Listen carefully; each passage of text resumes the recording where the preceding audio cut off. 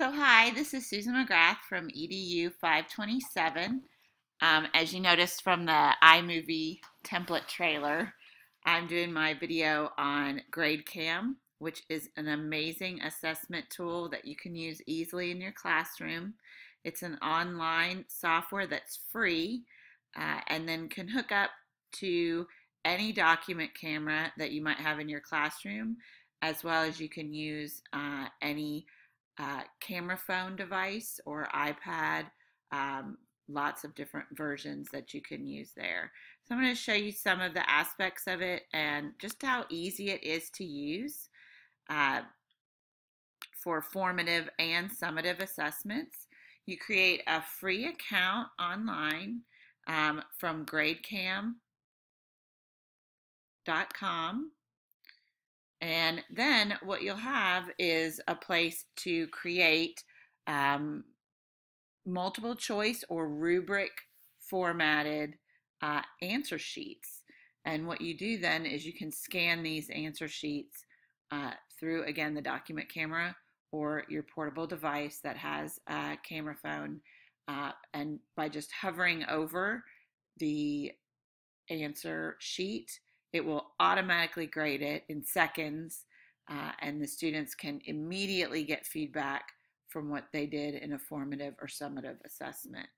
You can see I used it a lot last semester in all my classes, and I basically learned it on the fly. It wasn't, I went to a PD or anything. I just talked to some people at school who were using it and just found it to be a really neat assessment tool that's easy for me to grade. So you can create an assignment. You can name the assignment, like let's say quiz 1. You can put the type of assignment, which really doesn't matter, but you can have multiple versions of multiple choice or rubric formed assessment. You can use it for credit. You can have it for a score grade, or you can use it for exam. I usually just keep that at exam or multiple version exam. You tell it the number of questions that you want, which you can have 100 max, and then I put the date just to keep it organized. You can also put a description or maybe a standard or two in there, and that will create the assignment. Then you'll come to the screen where you can then set it up. You put in your key. You can see here it says install the GradeCam plugin, which you'll need to do at school if you're using a document camera. There are standards that you can attach to each one. You can put point totals on each one, and you can also choose the type. I'm just going to make really quickly answer key so I can show you some of the other steps. And then it's ready to go. Again, there's different forms that you can have for your kids to use. You can have a blank form. You can have it actually with the names of your students. I'm not going to pull up my names. You can have it with their attached with their ID codes. And you might be thinking, well, how do I get my classes in there? It will actually link up with Infinite Campus, so you can talk to your TRT or your technical coordinator at your school, and it will actually link to your classes. It actually doesn't do anything. You don't have to set anything up in that respect. And the neat thing about it is that it has reports after you scan your forms in, because right after you've set up the form, you can even set it up for multiple versions. You can make huge forms, like 1 per sheet. You can do multiple on a page. I don't have any kids assigned to this, so it's not showing you that. You could have, again, smaller, cutting them out.